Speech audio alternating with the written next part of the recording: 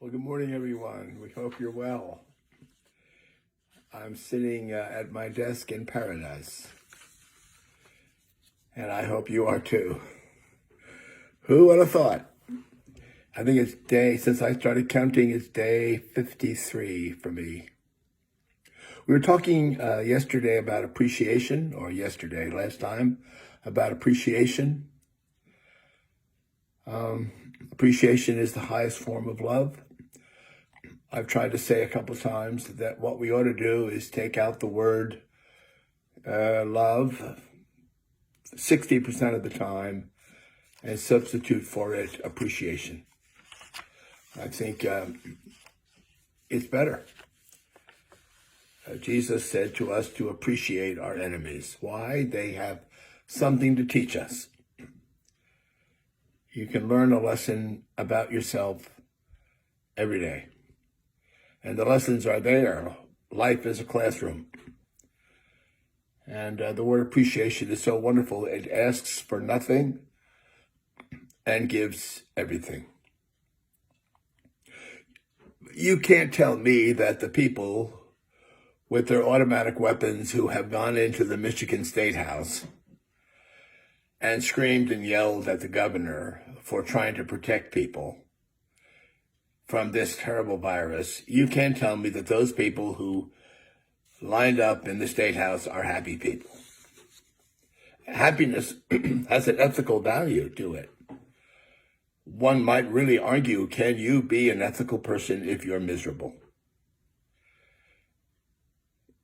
Can you be an ethical person if you're seriously competitive with everybody and constantly taking an assessment of your own personal worth?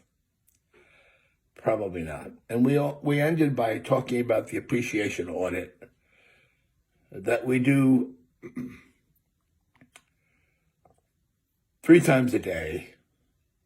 The 5 things I appreciate about the United States. The 5 things I appreciate about the virus. No, you can appreciate something about the virus. You can.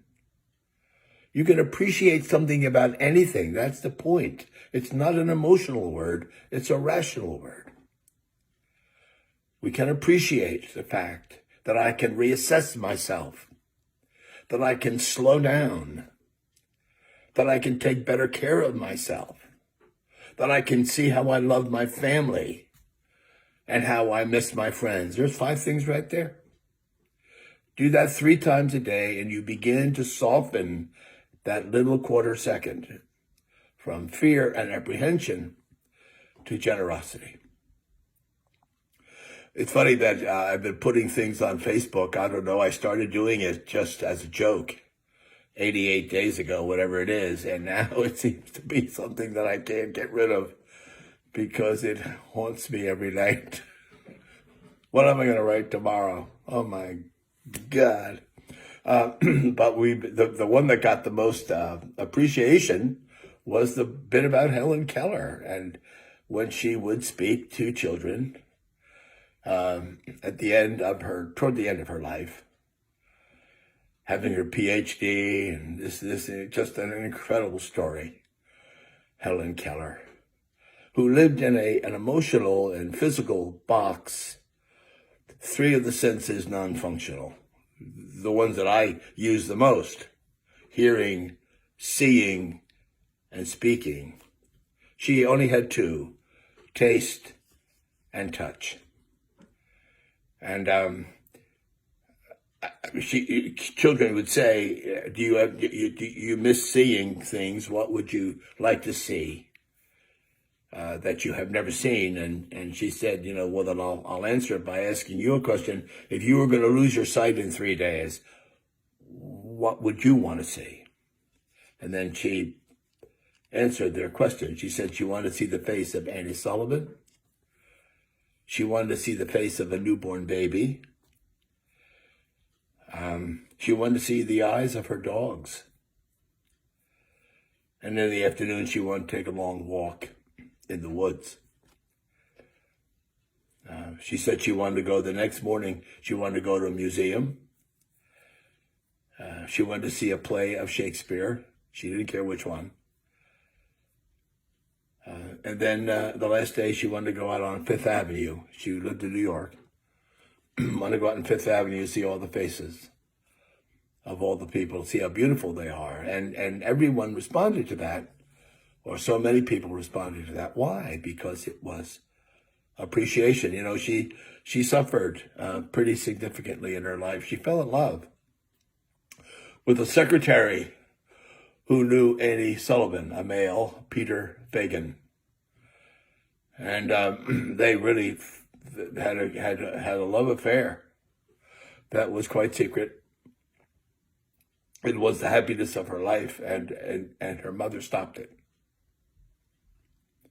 Not quite sure why, but she evidently bought Peter Fagan off. He was certainly worried about having to live with someone who would be wholly dependent on him. But you know, she went to elope, and Peter Fagan was to come to her in the middle of the night. She was out on the porch of their home, waiting for him to drive up and take her, and he never came. And she walked back up the stairs and got into her bedroom and sobbed for the rest of the night. And Annie Sullivan had the room next to her and heard the sobbing and said it would be the greatest burden she ever carried for the rest of her life. Very, very interesting person. I think one of the keys to happiness is the sense that we have a choice. Ethically speaking, it's always difficult to see choiceless choice. That was William Styron in Sophie's Choice. Remember the horrific event that happened in Auschwitz with Joseph Mengele. If he found out you had twins, if there were twin children or two children, he would ask you to choose one.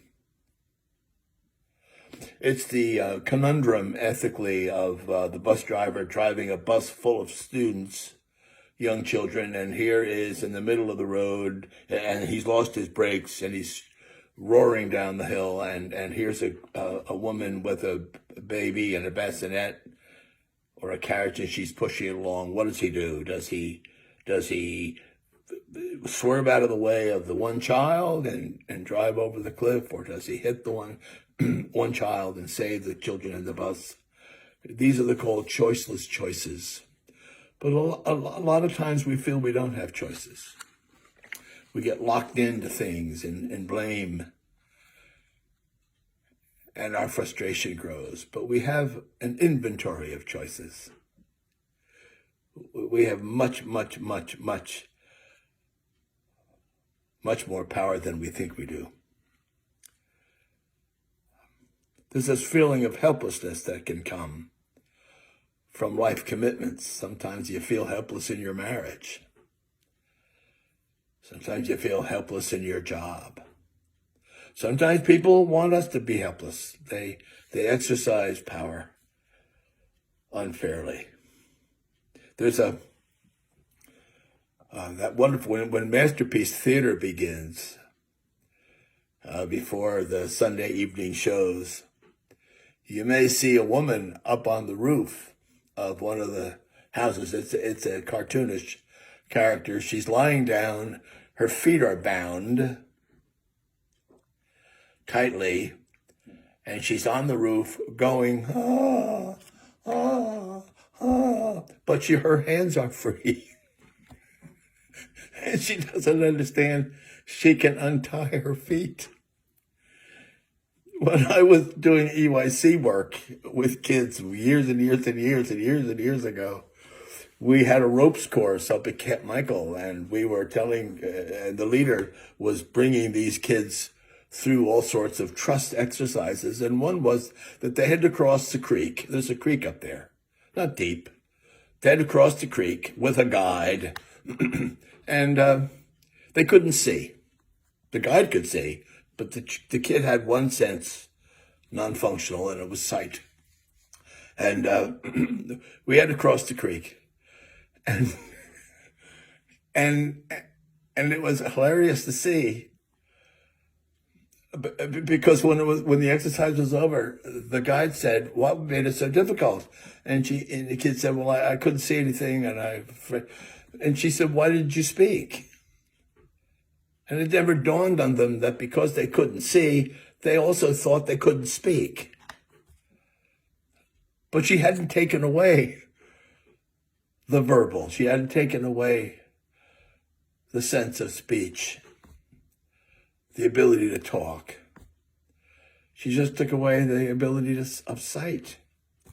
Ronnie Millsaps, the country western singer, said years ago that whenever he went into a restaurant with his wife, he had his big thick sunglasses on. The waitress would say to his wife, "Well, what can I get you, dear?" And she said, "I'll have the fish and water." And then she turned to him and go, "And what about you?" And he said, "Madam, I can hear, I just can't see." So sometimes we don't know the choices we have. We don't know the array of gifts we have. That because one is blocked for any number of reasons, we certainly can use the others. And helplessness and feigned helplessness is a recipe for unhappiness. We have many, many more choices than we ever thought we had. Unhappiness is an automatic and default to fear and anxiety. And the choice of an unhappy person is what? Fighting, fleeing, or freezing. They call it the 3 F's. But we have a warehouse of choices, and happy people know they do. St. Thomas Aquinas once called humility the patient pursuit of one's own excellence. And what I've loved about my life, to the extent I've loved anything about it, is I finally realized that I no longer bank my limitations. There's so many things in this world I'm not good at. And there's 1 or 2 things that I am good at. And those are the 2 things I do. And you can guess what they are. But there's so much of what the priesthood calls that I'm not good at. And I just never bother doing those things. Other people can do them better. And it's really a question of personal power. Power over negative things. We have power over negative things. You cannot speak to me that way. I will not allow you to speak to me this way. I have more dignity than you seem to give me. I will not allow you to speak to me this way. That's great. We have the power to do that. People judge. What did Thoreau say? People judge us by our own reckoning. And if we consider that we do not have the power to stand up for ourselves, and that's been a struggle for me, if we think that we don't have the power to stand up for ourselves, well then nobody else will. We don't need to be popular. We don't need to be right. We certainly don't need to be a victim. We have the right to be who we are, the patient pursuit of my own excellence. And therefore, Lent has one serious warning for us. We usually pick something in our lives which is weak and strengthen it. Now, I know that that's good in athletics. I know that that's good. You can practice better skills. Yes, you can. We talked last week about the 10,000 hour rule with the Beatles. Yes, we can practice, but they're practicing strength. Focusing on weaknesses is a recipe for failure. If you don't have the skill, you're never going to have it. I'm never going to be a pianist. Never going to happen. Start to solve your situation. Nobody has a recipe. Nobody has a recipe for this, by the way. Nobody knows, oh, here's a secret of happiness. I know, I'm happy. I'm not hoping you're not getting that impression that I know what I'm talking about. I think I know what I'm talking about. You cannot fix weaknesses. you can't be happy in your job if your job entails skills that you don't have. And I am so clear about the little skills that I have and the ones that I'm going to be happy doing. And that's the gift I offer. I can do this, and maybe this. Power of language is so important. Maybe we'll talk about that next week. Power of language next week. Have a good day. Bye.